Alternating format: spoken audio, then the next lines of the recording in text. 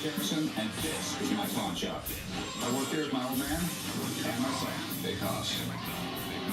Everything in here has a story and a price. One thing. The night was young. Rick Harrison had had a gloomy day at his Central Las Vegas pawn shop. He came through the lavish entrance of his abode. He shook his shiny bald head from side to side as he plopped on his fluffy brown leather couch. "What a damn day," Rick exclaimed. Little did the bold middle-aged pawnbroker know, his night had only just begun. As Rick mindlessly channel chased, he came across his own show on History Channel, Pawn Stars.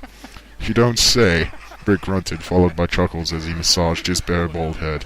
Watching himself haggle relentlessly gave Rick quite the kick. Rick sat in Indian-style manner, fascinated by his own show. He watched with great intent, as a baby would observe a rattle or a colourful book.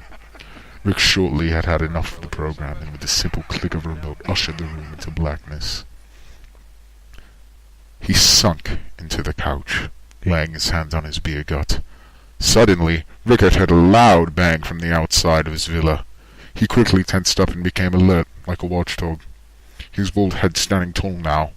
"What in the fuck was that?" Rick whispered to himself as he sprung from the leather sofa. He sauteed to the door.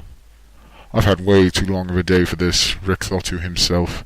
Rick saw a silhouette-like figure through his refracted glass door.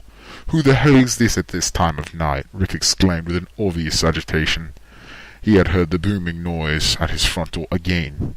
He flung his door open in one swift motion, anxious to see what was causing the ruckus. He turned his bald head side to side, scanning the perimeter of his manor like a watchdog. He shrugged in a blue-collar manner and proceeded with his original plans, snoozing on the couch. Rick, however, neglected to shut his front door while surveying his patch of land for trouble. He was inches away from the sofa. Suddenly, a shadowy figure that looked as if it were composed of the ash of 1,000 dead men manifested right before Rick's eyes. "What the?" was all Rick could squeal in a terrified voice, before the dark figure sauteed right up to his face and clutched it with its cold, spotty, unnatural mitts.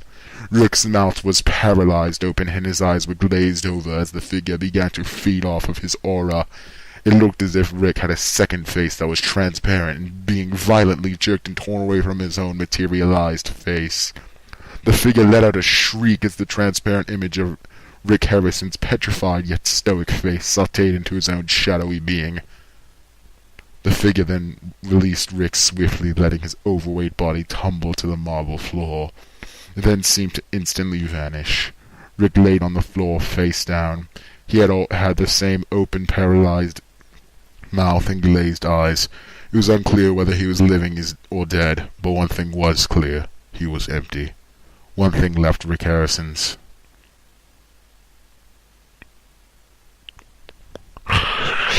One thing Rick Harrison always said during his fulfilled life as a celebrity pawnbroker was, "You never know what's gonna come through that door."